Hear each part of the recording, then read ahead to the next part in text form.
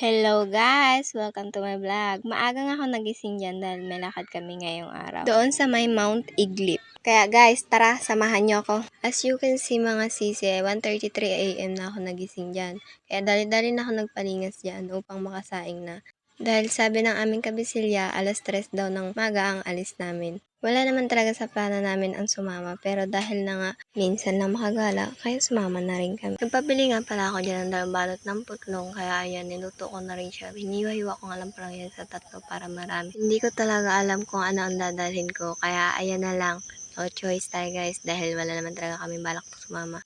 At nung malapit na ngayon maluto ang aming sinaing, binawasan ko na rin yan ng apoy para hindi masunog. Habang nagpapain-in nga ako dyan, ay nilagay ko na rin yan sa eco bag ang hotdog para naman hindi siya matapon. Pinanguha ko na nga rin dyan yung mga baonan dahil lalagyan ko na yan ng kanin. Ito nga po palang sinaing namin ay 2 gatang lang dahil 2 lang rin naman kami. Nagkasya ko nga pala yung 2 gatang na yan sa 2 baonan. Pagkatapos ko nga yan na mag-prepare ng aming kanin, nilagay ko na yan dyan siya sa eco bag. Hindi ko na nga nilagay sa kulay itim dahil nga hindi siya magkasya. Lagyan ko na rin ng 2 plato, tsaka 2 kutsara. Pagkatapos ko nga dyan, ay sinunod ko na naman itong mangga na aming dadalhin doon. Isang sako nga palang kinuha namin dyan. Totoo naman, isang sako, kaso nga, maliit nga lang. Natapos na nga namin yan lahat, kaya ito kami naghihintay sa aming sasakyan. Ayun nga po pala lahat ng aming dadalhin.